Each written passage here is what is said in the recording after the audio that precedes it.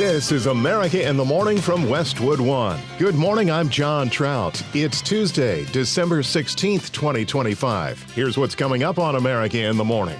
President Trump is blaming Rob Reiner's political leanings for the director's killing. Sagar Meghani, Washington.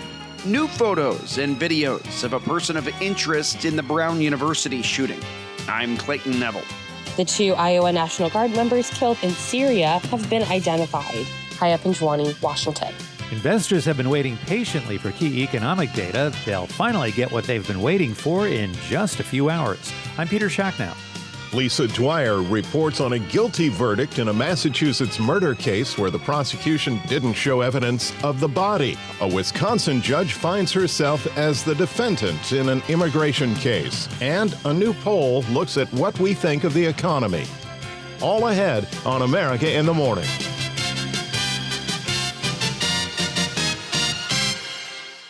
Police have arrested the son of Rob Reiner and his wife Michelle Singer Reiner for murdering his parents in their Los Angeles home. Correspondent Julie Walker reports that Nick Reiner is now being held without bail as police have released a statement saying he is the person responsible for their deaths. 32-year-old Nick Reiner, the son of actor-director Rob Reiner and his wife Michelle Singer, was taken into custody Monday, a day after the couple were found stabbed to death in their Los Angeles home, according to L.A. Police Chief Jim McDonnell. We have our robbery homicide division handling the investigation. They worked throughout the night on this case and were able to take into custody Nick Reiner, a suspect in this case. He was subsequently booked for murder and is being held on $4 million bail. Nick was public about his addiction struggles. By 18, he was in and out of rehab and spent time on the streets. His relationship with drugs and his father was the basis for Reiner's film, Being Charlie. Dad, I'm not going to listen to you tell me what a drug addict I am. Reiner and his wife had 3 children together. The 78-year-old shot to fame on All in the Family, then directed classics like A Few Good Men and When Harry Met Sally. His 68-year-old wife, Michelle, was an actress, producer, and photographer. I'm Julie Walker. President Trump lashed out at Hollywood actor and director Rob Reiner after he and his wife were stabbed to death in their home, sparking pushback from a number of Democrat and Republican lawmakers. Washington correspondent Sagar Meghani reports the president is blaming Rob Reiner's political leanings for the Hollywood legend's killing. President Trump is blaming Rob Reiner's political leanings for the director's killing.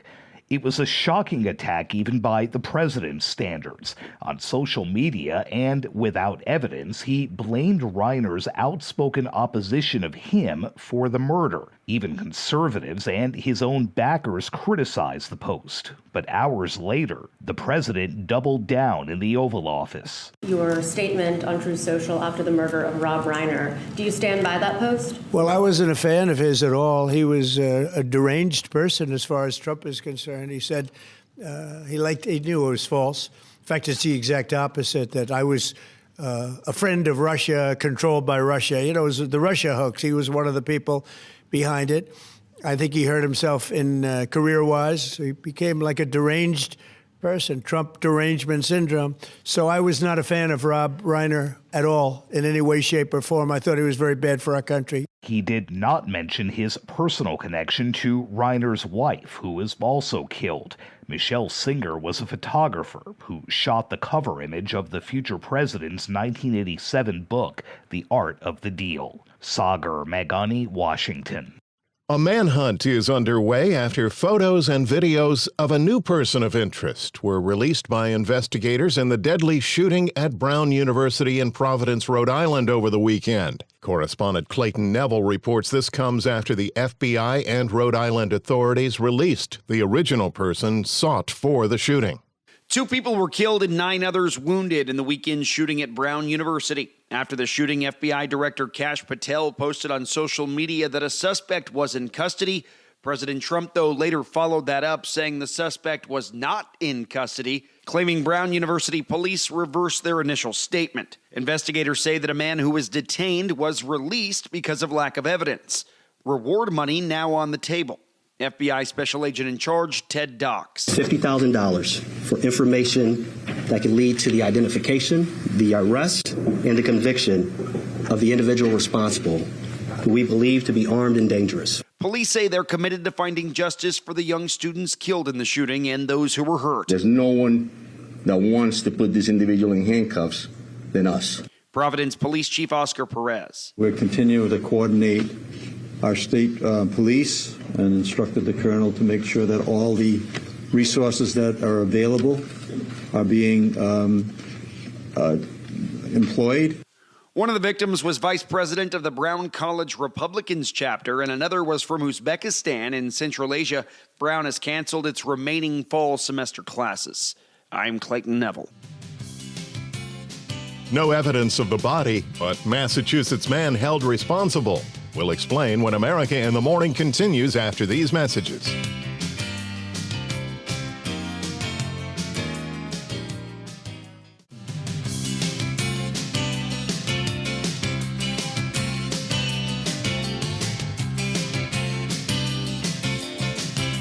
Back now on America in the Morning with the national forecast. Here's AccuWeather.com meteorologist Matt Rindy. Heavy rain will once again become a concern across the Pacific Northwest this week. There was heavier rain through the day Monday, with some places seeing 4 inches or more.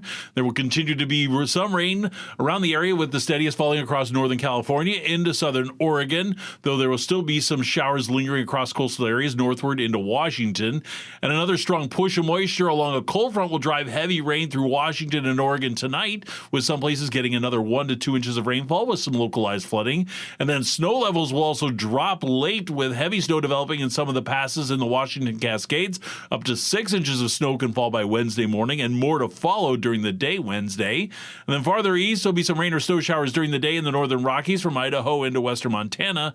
And then that same frontal system will spread in rain late tonight.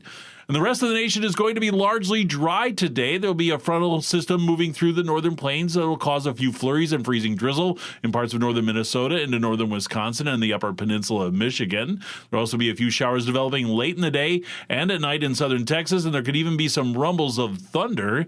In the Great Lakes and Northeast, after a stretch of colder weather, moderating temperatures are expected today with a mixture of clouds and sun. Highs will still be in the 20s and 30s, but this will be 5 to 15 degrees above the last couple of days. And despite that, it will still be below the historical average for mid-December.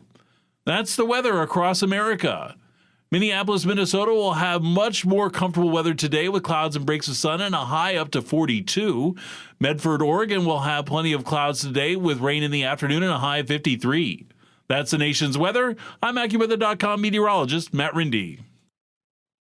Remember to follow us wherever you get your podcasts. Simply search America in the Morning in your favorite listening app.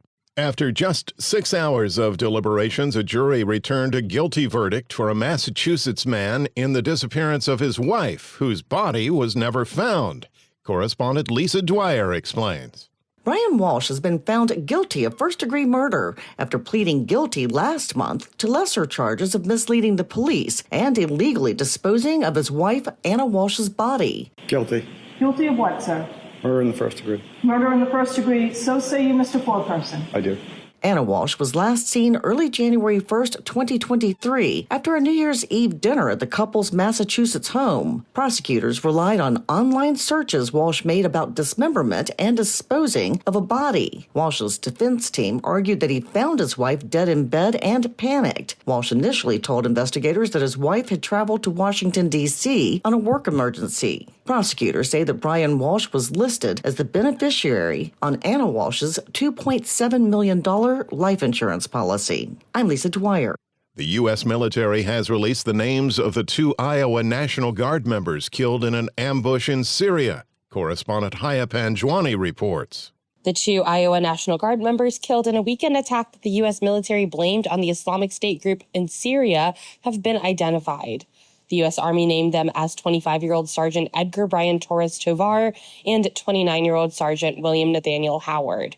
Iowa Governor Kim Reynolds ordered all flags in Iowa to fly at half-staff in their honor. A civilian working as a U.S. interpreter was also killed in the attack, and 3 other Iowa National Guard members were wounded. A Syrian official says the assailant has joined Syria's internal security forces as a base security guard 2 months ago and recently was reassigned amid suspicions that he might be affiliated with the Islamic State.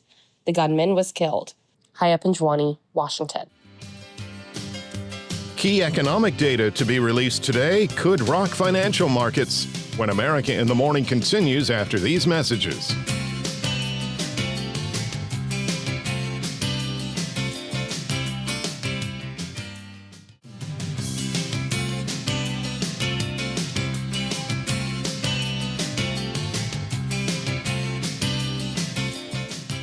The Business Report is sponsored by Gusto. Gusto is a simple online payroll and benefits tool built for small businesses. Learn more at gusto.com/radio. Here's CNBC's Peter Schack now. The financial markets and the Federal Reserve have been operating somewhat in the dark in recent weeks, thanks to a lack of timely economic reports that were delayed due to the government shutdown. That will change this morning for one of the reports that garners the most attention. The Labor Department will issue a combined October and November employment report at 8:30 Eastern Time. It's expected to show a weakening labor market, and Moody's Analytics chief economist Mark Zandi says the numbers may not even show the full extent of the problem. If you believe Chair Powell's comment that the job numbers as they are now overstate payroll employment by 60K per month, that suggests that we're losing jobs. And I think that feels roughly right to me. The unemployment rate's moving up despite no labor supply. And that's a pretty precarious position to be in. Fed Governor Stephen Myron says the weak labor market is exactly why he advocated, unsuccessfully, for a half-point rate cut at the most recent Fed meeting. Underlying inflation is already running pretty close to our target. And the labor market, sort of showing some signs of worry. And so there's some lags between when the Fed does something and when it hits the economy. We have to make policy for a year plus out. And my worry is that if we remain too tight for too long, we're going to exert too much restriction in the labor market and the unemployment rate will move too high. A weak housing market continues to weigh on home builder sentiment. The monthly index from the National Association of Home Builders did rise a point this month to 39, but that's well below the 50 mark that separates optimism from pessimism. Builders continue to cite rising material and labor prices due to tariffs. Now, 40% of builders reported cutting prices. The second straight month that share has been at 40% or higher since May of 2020. And the use of sales incentives was 67% in December. That is the highest percentage in the post-COVID period. That's CNBC's Diana Olek. Inflation is a primary driver behind the results of the latest CNBC All-America survey. It finds that 41% of Americans plan to spend less for the holidays this year, 42% saying they'll spend about the same, and the rest saying they'll spend more. That percentage of those who say they'll spend less is up 6 points from last year. Elon Musk is now the first person ever to be worth $600 billion. That's according to Forbes. The Tesla CEO, already the world's richest person, went over that mark thanks to an increase in valuation for his rocket maker SpaceX. Musk owns 42% of that company. We'll be watching shares of Ford Motor in the day ahead. Ford is taking a $19.5 billion charge against earnings to write down its investment in electric vehicles, and it will kill several EV models, including an electric version of its F-150 Lightning pickup truck. What's likely to be the biggest initial public offering of 2025 takes place today, with medical supplies maker Medline set to go public, targeting a total company value of $55 billion. All right, CNBC's Peter Schack now. Obstructing immigration agents is the charge against a Wisconsin judge. Details when America in the Morning continues after these messages.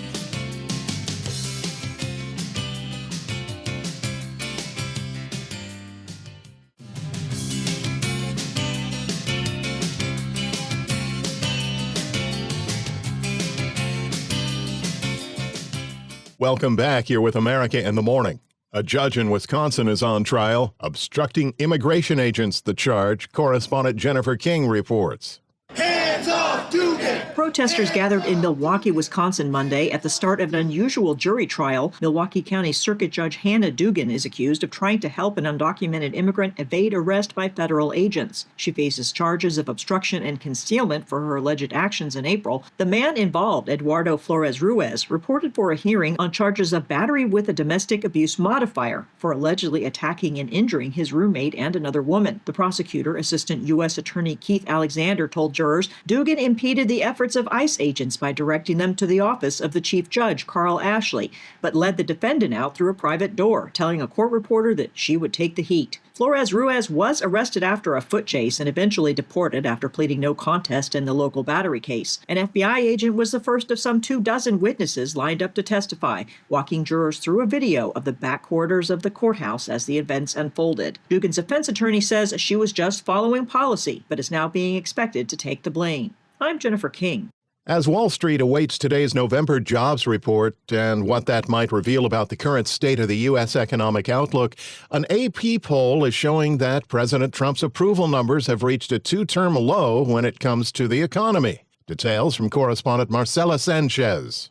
President Trump's approval rating on the economy has fallen substantially since March. This is according to a new poll from the Associated Press Nork Center for Public Affairs Research. The survey found only 31% of U.S. adults now approve of how Trump is handling the economy, the lowest economic approval he's received in an AP NORC poll in his first or second term. In March, that number was 40%. He's also slipped on issues that were major strengths for him, including crime and immigration. But the good news for Trump is that his overall approval hasn't fallen as steeply. The new poll shows 36% of Americans approve of how he's handling his job as president, down slightly from 42% in March. Marcela Sanchez, Washington.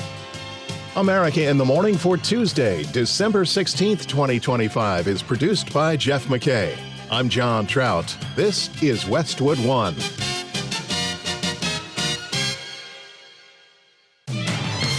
This is America in the Morning from Westwood One. I'm John Trout. Coming up this half hour. Republicans are planning a vote on their health care reform legislation this week, so what's in the bill? I'm John Stolness in Washington. The U.S. is touting progress in talks aimed at ending Russia's war in Ukraine. Sagar Meghani, Washington. Even for a place known for its rain, this is too much. I'm Rich Johnson in Seattle. The FBI says they broke up a terror plot to bomb unnamed companies in California. Backpacks with improvised explosive devices. I'm Julie Walker. Learning more about a hero in a mass shooting down under. I'm Clayton Neville.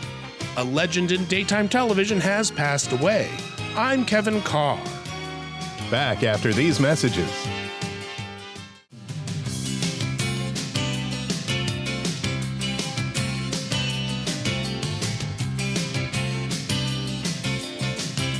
Heavy rains continue in the Pacific Northwest. Welcome back to America in the Morning. Here's AccuWeather.com meteorologist Matt Rindy. The Northwest remains the top weather story across the nation. We're looking at another 2 to 3 rounds of rain in the area for the week. One significant round moved through on Monday, and there will continue to be some rain around the area today, the steadiest of which will be across Northern California into southern Oregon. And then another stronger push of moisture will move in along a cold front, and that will drive heavy rain through Washington and Oregon tonight, with some places getting 1 to 2 inches of rainfall and localized flooding. Snow levels will also drop late, with heavy snow developing in some of the passes in the Washington Cascades.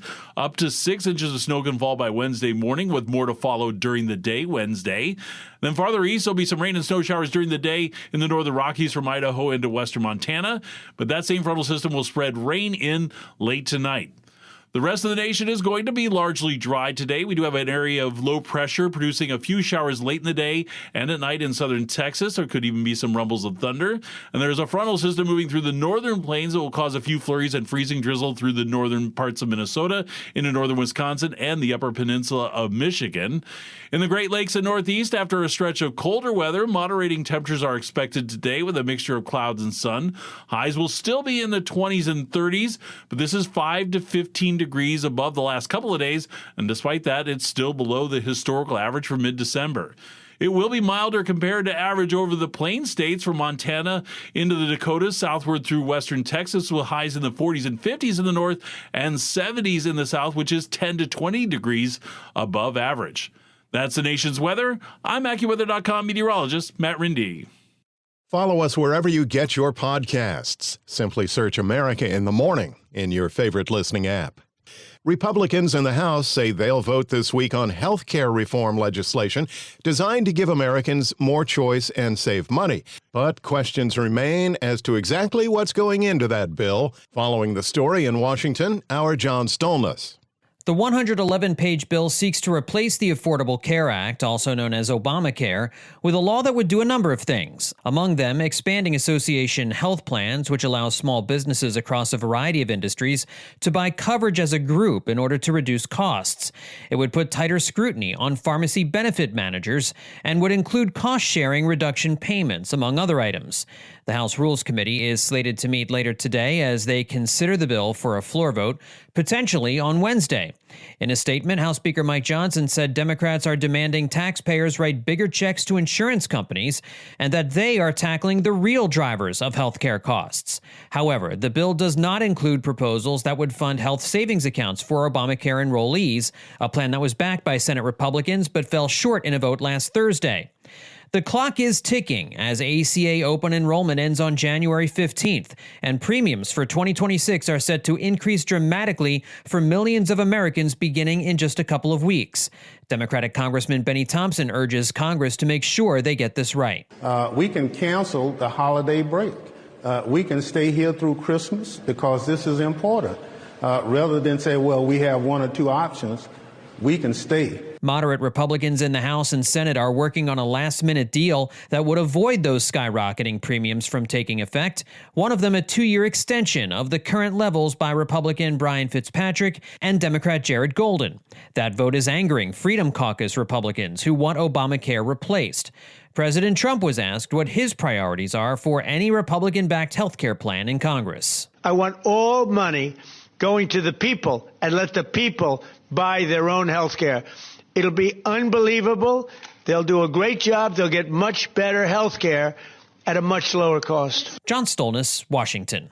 Saying they're on the verge of a deal, President Trump says the U.S. is offering security guarantees to Ukraine in an effort to end Russia's war with Kyiv, and that talks are progressing with Europe's help, which could include a multinational peacekeeping force. Correspondent Sagar Meghani reports Russia is still demanding to keep Ukrainian territory, a demand that Ukraine's president says he will not support. The U.S. is touting progress in talks aimed at ending Russia's war in Ukraine. Officials say during talks in Berlin, Trump administration envoys agreed to provide Ukraine unspecified security guarantees, which Kyiv has been demanding. German Chancellor Friedrich Merz calls it a big step. Volodymyr Zelensky says the talks were substantial, but there are still differences on Moscow's demands that Ukraine cede territory. At the White House, I think we're closer now, and they will tell you that they're closer now. We had numerous conversations with President Putin of Russia, and I think we're closer now than we have been ever. President Trump dialed into a meeting of negotiators and European leaders. I had a long talk with President Zelensky. Also, I spoke with the heads of Germany, Italy, NATO, Finland, France, United Kingdom, Poland, Norway, Denmark, and the Netherlands. We had very long and very good talks. And again, I think things are going along pretty well. More talks are expected this weekend in Miami or elsewhere in the U.S. Sagar Meghani, Washington. Residents in the Pacific Northwest are used to rain, but not like this. The region from Canada to the Columbia River and beyond continues to be pounded by historic rainfall, and that's led to record flooding. About 100,000 people evacuated, and levees are in danger of collapse.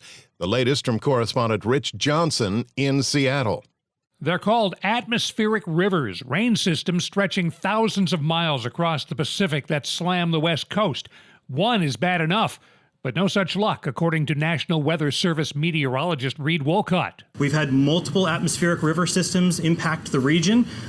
Extreme amounts of rainfall have fallen in the Cascades and the headwaters of all of our river systems across western Washington. Making it worse, the snow level in the Cascade Mountains has topped 4,000 feet, meaning all that precipitation is rain, not snow. So it's all coming downhill. Went out about an hour ago in the canoe, got it out and cleaned it up. That's Mike Leaf, who lives near the Green River south of Seattle. He got more than a foot of water in his garage. We're just fortunate that it didn't go up another inch or inch and a half, and then it would have been in the house, and then we'd be in a hotel. Unlike thousands of others who have been forced from their homes. To the north, near the Canadian border, the former mayor of the small town of Sumas, Kyle Christensen, has organized volunteers to help people with immediate needs. Sometimes it's just that they need some lodging because they couldn't get to their house for a few days, or cleaning supplies, things like that. The comments of Christensen and Leaf, courtesy of KOMO-TV. One of the major routes across the Cascades, Stevens Pass, has been closed since the weekend thanks to mudslides, and the danger for more is very high. And the rivers that slightly receded between atmospheric rivers are rising again. And while neighbors have been helping neighbors, others not so much. Some police agencies report looters at evacuated homes. Some even used boats to get to them. I'm Rich Johnson in Seattle. Domestic bombing plot thwarted. And robot vacuum cleaner maker files for Chapter 11. Those stories and more when America in the Morning continues after these messages.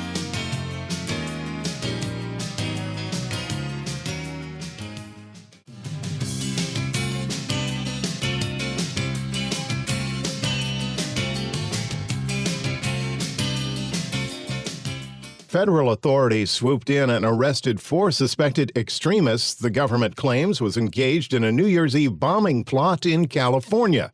Details from correspondent Julie Walker. The FBI says they broke up a terror plot to bomb unnamed companies in California described only as Amazon-type logistical centers on New Year's Day. The Bureau's Akil Davis. The subject arrested envisioned planting backpacks with improvised explosive devices to be detonated at multiple locations in Southern California, targeting U.S. companies. These bombs were to blow up at the same time on midnight this New Year's Eve. U.S. Attorney Bill Asaley says 4 people are under arrest from the Turtle Island Liberation Front, a far-left anti-government group. The individuals were arrested on Friday, December 12th, when the group attempted to construct and detonate IEDs out in the desert. Officials say they were also going to target ICE. Audio courtesy KABC. I'm Julie Walker. President Trump signed an executive order Monday classifying fentanyl as a weapon of mass destruction. The order now gives the U.S. government additional legal firepower in its efforts to combat illegal trafficking of the synthetic drug. The administration has focused considerable resources on combating fentanyl as part of its efforts to secure the U.S. border with Mexico. Fentanyl mostly comes into the U.S. from that nation, made by the Mexican drug cartels, and is also booming in parts of Southeast Asia. Also from Washington, President Trump made news in the legal circles, announcing he's suing the British Broadcasting Corporation for $5 billion. The lawsuit filed in Florida claims the BBC was deceptive and defamatory in the way it edited clips of his January 6, 2021 speech for a documentary it did on the Capitol riot, which happened hours after his address to supporters at his Stop the Steal rally outside of the White House. Last month, the BBC issued an apology to the White House after Trump threatened to sue. Shifting gears, while there's continued fallout from the weekend mass shooting in Australia, a hero is also emerging from the tragedy. Correspondent Clayton Neville reports. At least 15 people were killed in a shooting at a Hanukkah event at Australia's Bondi Beach in Sydney. More than 24 others still hospitalized. President Trump praising the man who is said to have confronted the shooter and stopped the killings. A very, very brave person, actually, who went and attacked frontally one of the shooters and saved a lot of lives. So, very brave person who's right now in the hospital, pretty seriously wounded. So, great respect to that man that did that. Police identified 2 suspects, a father and son, ages 50 and 24. The father was killed and the son reportedly suffered critical injuries and was hospitalized. Officials declared the shooting a terrorist attack and said it was designed to target Jewish people. Victims included a 10-year-old, 2 rabbis, and a Holocaust survivor. Australian Prime Minister Anthony Albanese was asked by reporters if he feels like Australia has done enough to condemn anti-Semitism and was pressed about the country recognizing a Palestinian state. Yes, we have taken it seriously. Albanese says his government will consider further tightening Australia's already strict gun laws. And we've continued to act. We've continued to work with Jewish community leaders. We've continued to take all the advice from the security agencies to put in place. I'm Clayton Neville. Sobering news today from one of the pioneers of robotics. The folks that brought you the Roomba has filed for Chapter 11 bankruptcy. The new old tech guy, Chuck Palm, has that story. Despite the similarity to an Isaac Asimov novel and a Will Smith movie, this iRobot was not bent on protecting you for your own good. The Bedford, Massachusetts-based pioneer, founded back in 1990 by MIT engineers, has sold over 50 million Roombas worldwide. One of the first truly helpful autonomous robots, these little disc-shaped beauties have been keeping your floors mostly clean and starring in some pretty entertaining cat videos, but have finally succumbed to stiff competition from lower-priced Chinese rivals like Ecovacs and Roborox, not to mention the black eye they got when Amazon abandoned a $1.7 billion acquisition that was blocked by regulators over antitrust concerns and rising costs, which added millions to their bottom line this year alone. iRobot will be acquired by its primary manufacturer and lender, the Shenzhen-based Pisia Robots, then taking the company private. Keep your eyes open for a bounce back. I have a feeling iRobot will say, "I'll be back." All major cryptos are falling over 2.5%, with Bitcoin at 86,000 and Ethereum at 2,960. Follow thenewOldTechGuy.com. I'm Chuck Palm. NFL football and more in Tuesday Sports. Here's America in the Morning's Robert Workman. NFL Week 15 wrapped up Monday night with the Steelers drilling the Dolphins 28-15, scoring touchdowns on 4 straight possessions, 2 on passes from Aaron Rodgers. Pittsburgh has now won 23 straight home games on Monday Night Football, dating back to 1992. The loss knocks Miami out of playoff contention. Week 16 begins Thursday with a big one in the NFC West between the Rams and the Seahawks. NBA, the Pistons turned back the Celtics 112-105, 32 for Cade Cunningham. Being aggressive as far as, taking what they give me. There was a couple, especially early on, where they were kind of daring me to shoot it. Nikola Jokic had 39 points and a triple-double, 35 for Jamal Murray. The Nuggets got by the Rockets 128-125 in overtime for their 5th straight win. Jazz jumped the Mavericks 141-33 in OT. Keontae George scored 37. Lauri Markkanen 33 for Utah, while Cooper Flagg had a career-high 42 for Dallas. He'll be 19 years old on Sunday if you want to send a card. Raptors too much for the Heat. Miami has lost 5 in a row, and the Grizzlies sank the Clippers. NHL, Predators rode a Philip Forsberg hat trick to a 5-2 romp over the Blues. Panthers deflected the Lightning 5-2, a pair of goals for Sam Reinhart. That Atlantic Division is tight. Just 7 points separate the 8 teams. Cutter Gauthier scored twice in the third to lift the Ducks over the Rangers. Stars crowned the Kings, and the Senators shaded the Jets in overtime. And at soccer's College Cup in Cary, North Carolina last night, Washington defeated NC State 3-2 in overtime. It's the unseeded Huskies' first national title. That's Tuesday Sports. Controversial nativity scenes when America in the Morning continues after these messages.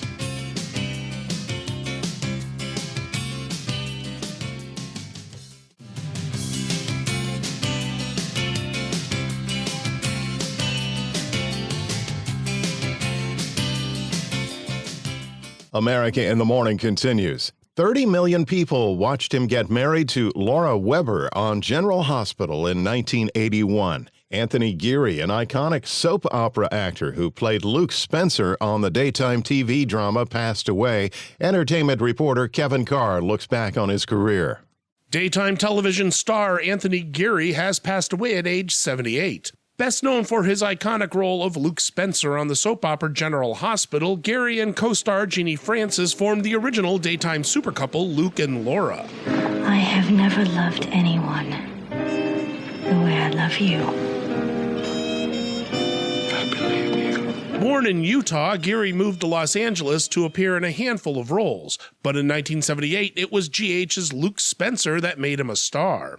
Originally hired for only 13 weeks, his on-screen romance with Laura became a sensation, and they headlined an unparalleled secret agent storyline with a Bond-like villain. Just when I thought I'd found a man of wit and courage to succeed me as ruler of the earth, I'll make you a fair trade, Mikos. You're in no position to bargain. Gary left soaps in 1983. He worked in radio and on stage and appeared in a few films like Weird Al Yankovic's 1989 cult classic UHF. It appears my work on this planet is complete.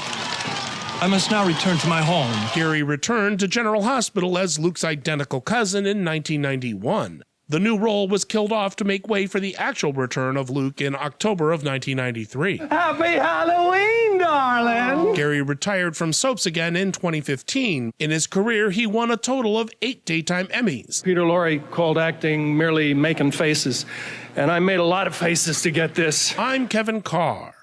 Several Midwest churches, including 2 in Illinois, are coming under scrutiny for controversial nativity scenes in front of their houses of worship. Lisa Dwyer reports. Nativity scenes at some churches in the Chicago area and elsewhere are sparking fierce debates this year. The Reverend Michael Wolf, senior minister of Lake Street Church in Evanston, Illinois, says that their church's baby Jesus lies in the manger with zip-tied wrists, wrapped in a silver emergency blanket similar to blankets given to ICE detainees. We are here today because of our nativity scene that is out front, which tries to really take the nativity story, the story of the Holy Family and Jesus' birth, and put it into present-day context. And so we wanted to ask the question, what would it be like if Jesus were born today in Chicagoland? How is he coming into being? And that's why the Centurions are ICE officers. That's why our baby Jesus has on zip ties. The Reverend Jillian Westerfield says that their church wanted to reflect the sort of reality that their community is experiencing. We've heard from people all over the world who appreciate what we've done. We've heard from some people who don't appreciate it. I think either they don't fully understand the message, or maybe they find it really challenging to their conscience. While supporters say the Bible is on their side, critics call the displays political and sacrilegious, demanding that the displays be removed and that the clergy be punished. I'm Lisa Dwyer. America in the Morning for Tuesday, December 16th, 2025 is produced by Jeff McKay. I'm John Trout. This is Westwood One.